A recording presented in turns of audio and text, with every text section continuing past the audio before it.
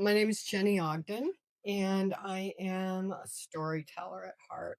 I'm a creative producer. I work across emerging formats and creative technologies in entertainment. And I'm always saying that the stories we tell matter. And I like to tell stories that inspire, that shine a light on a cause, and that have an opportunity to really transform the world.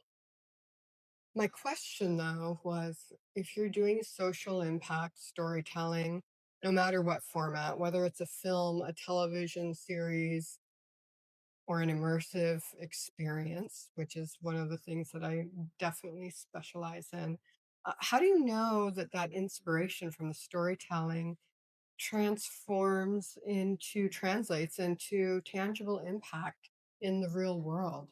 And how do you track that? How do you know that your storytelling is effective if you want to really create change? And ultimately, how do you mobilize a movement? So that's what really sparked the project I'm working on now.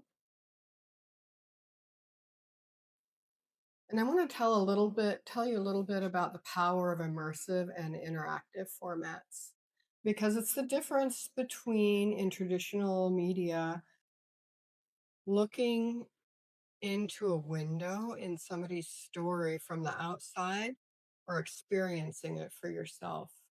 And the opportunity for that embodied experience, whether you're talking about VR or full dome in a shared reality environment, community environment, is that ability to go on that journey with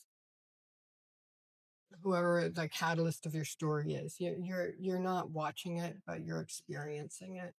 And in educational settings, that's an actual increase by 30% or more of critical thinking skills and retention of what you learn or what you experience. So the impact of that is actually affecting the plasticity of the brain. And so my claim that the stories we tell matter is even more important in these new immersive formats that people are existing in. So that's really the power of immersive entertainment for positive impact in the world. So the stories we tell really matter. So well, we went straight to the solution, which is Oh, great. That's fine. okay. That was No, no, that's fine. okay. That's fine. That's fine.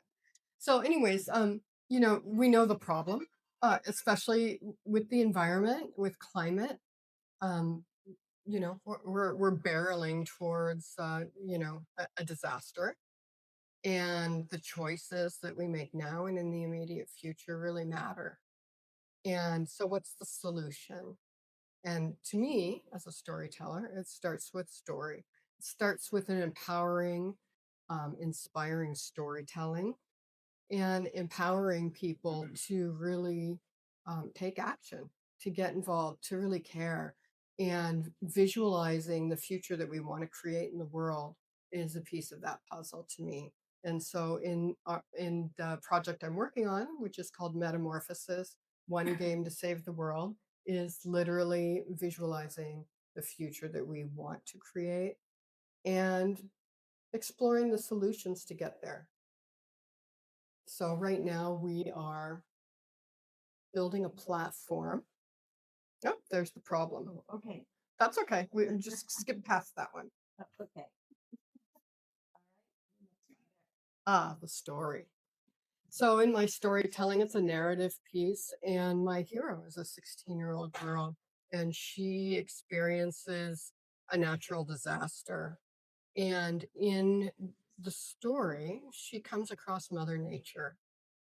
And Mother Nature is a little bit angry at humanity. And she's also a lot of fun. She's definitely a diva. She is Mother Nature. She's, original goddess Gaia. And she's although she's a little irritated with humanity right now, she sees something in our young people and she sees the future. And so she presents our hero two seeds, and those seeds contain the future, the potential future, and the choices that we make now and in the future are going to determine what those futures are. And so we get an opportunity to time travel with our young heroes and examine the future that we want to create and the future, frankly, that we don't want to create. And my hero, she decides she needs to figure out what's it going to take to save the world. And to her, it's going to take everybody doing their part. And so, one game to save the world is her solution. And we're all invited to join her on her quest to save the world. And this is going to be a platform that empowers and rewards positive activism in the world. And the way we're going to do that is through an empowering story that leads into activism. And it's all geolocation enabled, mobile AR. I didn't want to create a video game that required you to sit on your couch and stare at the computer. I wanted to drive people out into the world to touch nature, to get to know their environment, their communities, and the nature that surrounds them.